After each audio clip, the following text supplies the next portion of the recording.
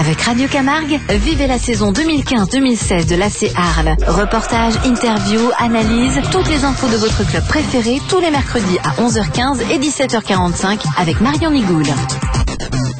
Bonjour à tous. Cette semaine, dans le mag des supporters de l'AC Arles, nous sommes avec un ancien joueur du club, Yves Massoni. Yves Massoni, bonjour. Bonjour.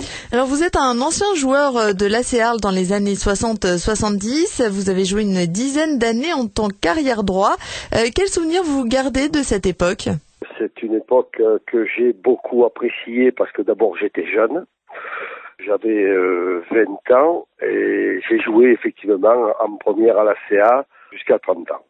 Et cette époque-là, pour moi, a été une bonne satisfaction sur le plan humain parce que j'ai connu des personnes très agréables. J'ai profité, je dirais, de l'expérience des anciens joueurs de l'époque.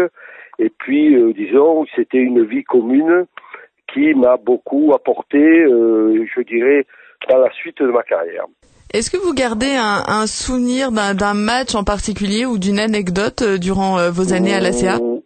Oui, alors, souvenir d'un match, je dirais, dans cette période-là, c'est en Coupe de France contre Strasbourg.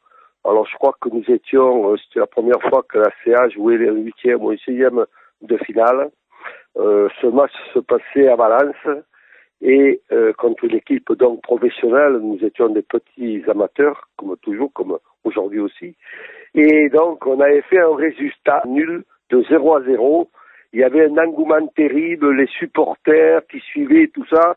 C'est quelque chose qui m'a marqué parce que, c'est pas courant de jouer un 8e ou un 16e de finale de Coupe de France contre une équipe professionnelle. Voilà.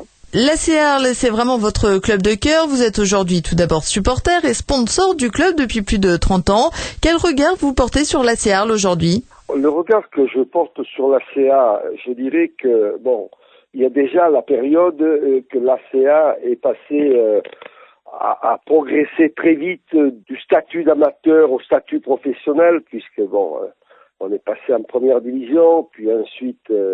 Tout ça, ça a été une expérience, je dirais, heureuse et malheureuse. Heureuse dans le sens où, pour le club, c'était prestigieux de jouer en première division, et puis, bien sûr, en seconde.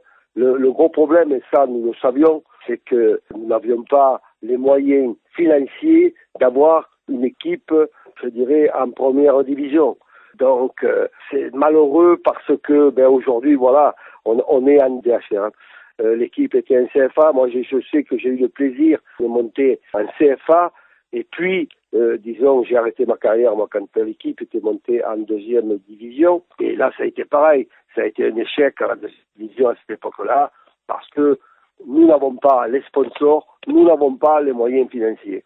Donc, le regard que je porte aujourd'hui sur cette ACA qui redémarre avec un président qui s'appelle Monsieur Marre et je dirais quand même des anciens qui sont encore là, qui sont toujours fidèles au poste, j'espère pour l'ACA que, c'est un nouveau démarrage et j'espère que ça va fonctionner, quoi.